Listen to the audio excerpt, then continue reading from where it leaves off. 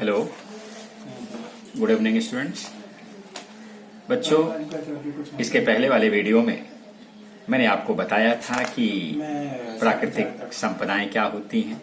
उसमें खनिज, अयस्क और धातु ये एक दूसरे से कैसे रिलेटेड हैं, कैसे प्राप्त किए जाते हैं। और आज मैं आपको बताऊंगा कि कुछ महत्वपूर्ण खनिज और अयस्क क्या क्या है। क्योंकि अयस्क वही है जिन खनिजों में धातुओं की मात्रा अधिक होती है, वही तो अयस्क होते हैं ना। तो अब उन अयस्कों से धातुएं कैसे निकाली जाएंगी, वो कौन कौन से हैं, उनका नाम क्या है, इसकी जानकारी आज आपको लेनी है। बच्चों, जैसे एक है लौह खनिज। लौह खनिज, लौह का मतलब आयरन, आप जानते हो। अशुद्ध रूप से मिलने वाले लोहे को लौह खनिज कहते हैं। आल्पिन से लेकर बहुत भारी भारी उद्योगों में आपने देखा है बहुत सी सामग्रियां, बहुत से सामान निर्मित करने के लिए खनिजों का उपयोग किया जाता है।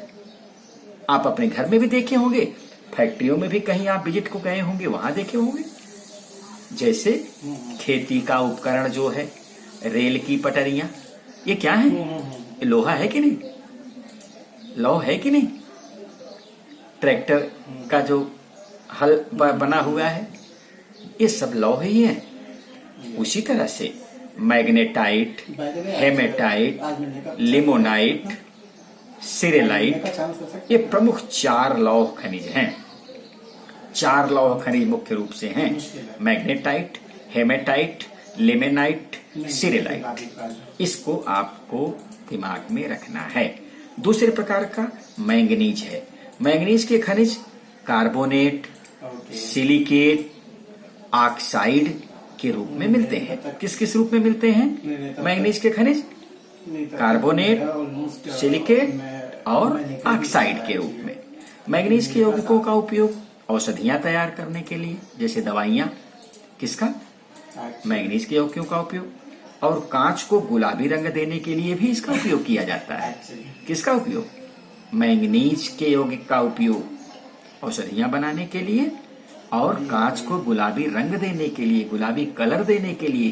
कांच आपने देखा होगा बहुत सारे कलर में होते हैं, तो कांच को गुलाबी कलर देने के लिए भी मैंगनीज के यौगिकों का उपयोग किया जाता है।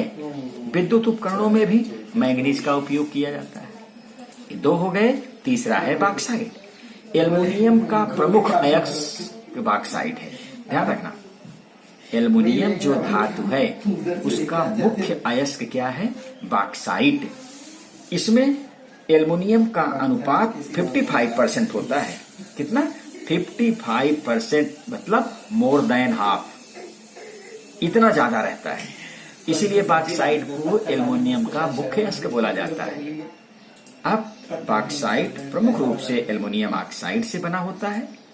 एल्युमिनियम विद्युत का उत्तम सुचालक और ऊष्मा का भी सुचालक है। एल्युमिनियम का वायर है, उसको आप डालो, करंट वार देगा आपको। उसका घनत्व कम होने के कारण हवाई जहाज, यातायात के साधन, विद्युत के तार बनाने के लिए उसका उपयोग प्रमुख रूप से किया जाता है। किसका? एल्युमिनियम का।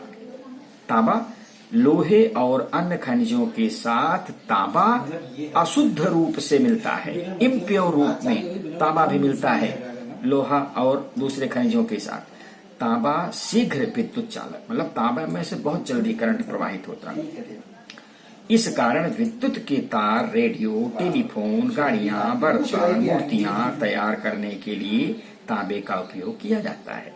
बच्चों, एक चीज आपने अपने घर में देखा होगा, एल्युमिनियम और तांबे में देखो क्या अंतर है।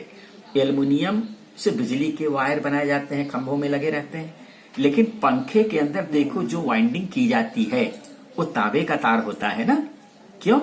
एल्युमिनियम क्यों नहीं किया गया? एल्युमिनियम सस्ता था, इसलिए कि यह तांबे का तार है, तो इसमें जो है यह ऊष्मा और विद्युत का उत्तम चालक है एल्युमिनियम की अपेक्षा में।